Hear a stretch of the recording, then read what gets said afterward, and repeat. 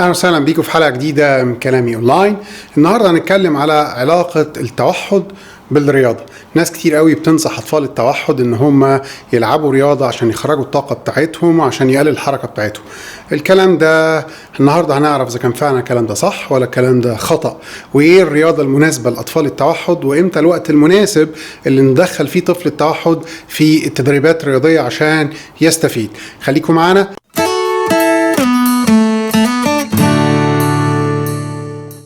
اهلا وسهلا بيكم في حلقه جديده من كلامي اونلاين. معاكم دكتور احمد عبد الخالق. النهارده هنتكلم على دور الرياضه في تاهيل اطفال التوحد.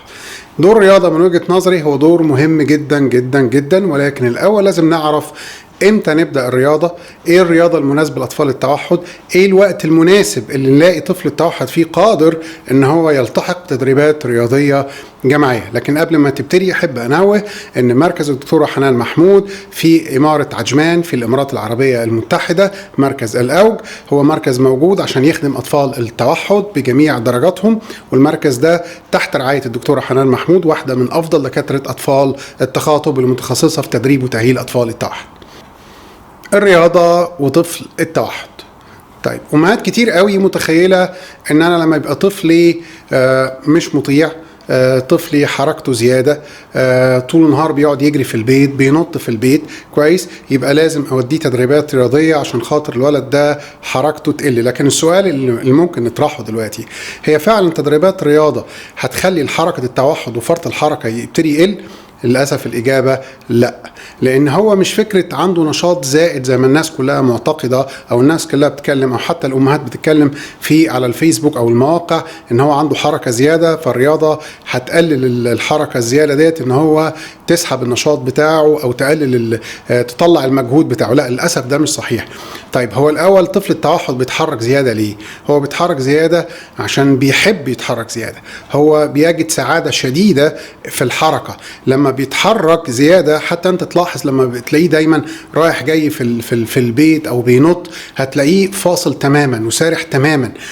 الحركة الزيادة بالنسبة لطفل التوحد هي من افضل الاماكن اللي ممكن فيها يختلي بعالم التوحد ويبعد عن العالم بتاعنا ويفصلنا تماما من في حياته. فهو بيحب يتحرك زيادة، فمهما راح تدريبات رياضية ورجع، التدريبات الرياضية مش هتقلل الحركة الزيادة. طيب، ازاي نقلل الحركه الزياده؟ الكلام ده اتكلمنا فيه في موضوع قبل كده، تقدروا ترجعوا لفيديوهاتي ازاي تقدر تقلل الحركه الزياده في خلال شهر واحد، تقدر تساعد طفل التوحد ان حركته تقل. طيب ماشي، انت تخيل ولد بهذا المستوى، حركه زياده، ما بيسمعش الكلام، ما فيش نظره عين، ما بيردش على اسمه، ما بيتكلمش، صعب السيطره عليه.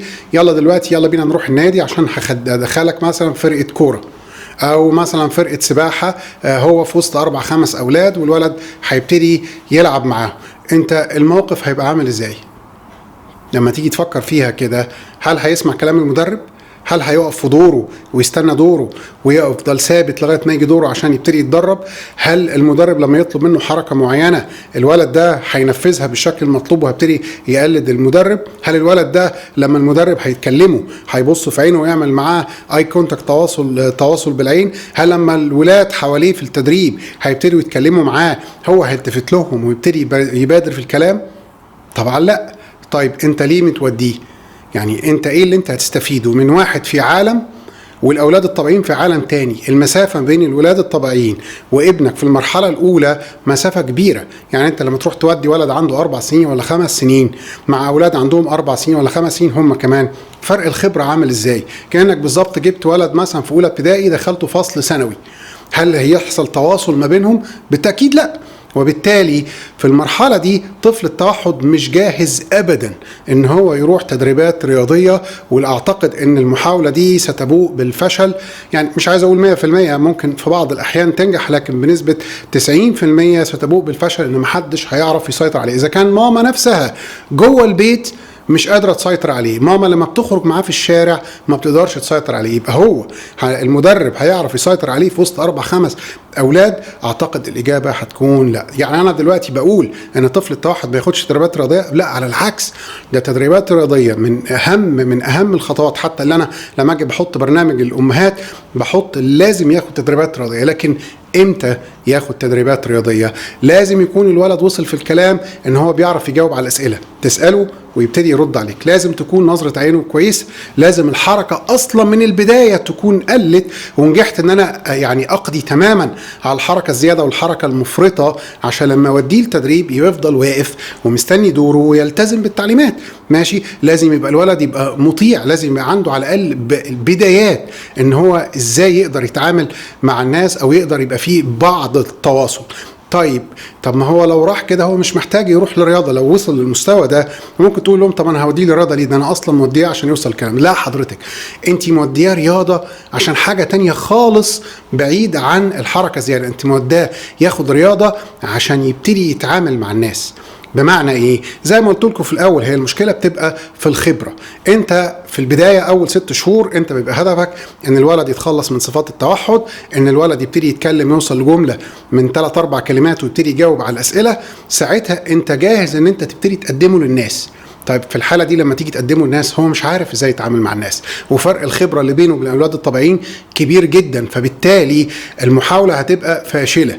طيب ايه بقى الموقف؟ الرياضه هتساعده في ايه؟ هتساعده انها تبتدي تعلمه بدايه ازاي يتعامل مع الناس. يعني اول حاجه الام بتبتدي تركز عليها اول ما بيروح رياضه انه يبقى مطيع لحد تاني غير امه اللي هو المدرب، ان هو يلتزم بدوره. ماشي، ان هو يرد على الاولاد لما يبتدي يسالوه ويبتدي يتكلموا معاهم، لان هو متعود جوه الروتين بتاعه ان هو بيسمع كلام ماما او بيسمع كلام اخواته في البيت، لكن بره لا. فاحنا ده الرياضه مجال كويس قوي ان انا ابتدي اطبق كل الحاجات اللي انا دربت ابني عليها وتحسن فيها جوه البيت ان هو يبتدي يعملها بره البيت. انا عاوز ازيد الخبره بتاع الطفل التوحد، وعشان الخبرة دي تبتدي تزيد لازم الولد يبتدي نعرضه للتدريبات الرياضية. طيب اوكي، لما اجي اعرضه بقى للتدريبات الرياضية، هنصحى الصبح يلا بينا احنا رايحين التدريب ويدخل تحطه وسط الاولاد ويلا خلاص هجي لك كمان ساعة عشان خاطر بعد التدريب ما يخلص؟ لا طبعا، دي كارثة. الموضوع ما بيمشيش بالشكل ده. لازم الاول يبقى في شويه حاجات تتعمل عشان يبقى جاهز يروح تدريبات رياضيه. فاهم حاجه؟ طفل التوحد لازم يتحضر كويس قوي قبل ما يروح تدريبات رياضيه. يعني ايه يتحضر؟ يعني قبل ما تروح تدريبات رياضيه لازم الام تبتدي تتكلم على نوع التدريبات اللي هياخدها، يبتدي يشوف فيديوهات عن التدريبات، يعرف ايه الرياضه اللي هو هيلعبها، ايه المطلوب منه ان هو المفروض يتعمل، ايه اللي بيحصل جوه التدريب. ما ينفعش ترميه من الدار للنار هو مش عارف اي حاجه وتسيبه تمشي. فلازم تحضره وتعرفه كل كبيره وصغيره بتبتدي بتحصل في تدريبات واحد عن طريق الفيديوهات. هنقعد كده 4-5 ايام، اسبوع. الاسبوع اللي بعديه هنخصصه كله ان احنا هنروح نحضر التدريب ونتفرج على التدريب من بره على الاقل 4-5 مرات، واشرح له شرح دقيق ومفصل لكل كبيره وصغيره بتحصل داخل التدريب.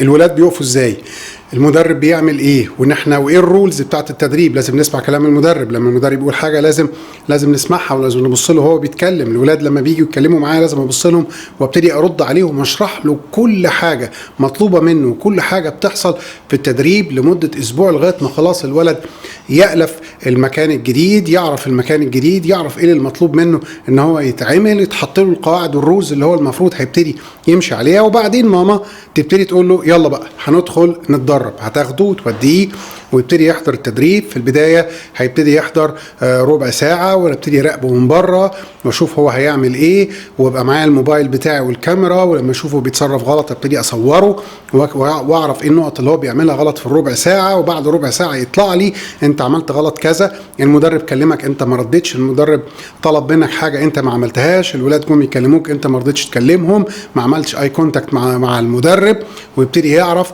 الغلطات بتاعته ويبتدي يفهم ان هو لازم يعمل كده. وكالعاده طفل التوحد لازم دايما تتعامل معاه بمبدأ الثواب والعقاب. هم تفكيرهم بيبقى بهذا الشكل، دايما بيحسبوها مكسب وخساره، فانت لازم تتعامل معاهم بهذا المنطلق.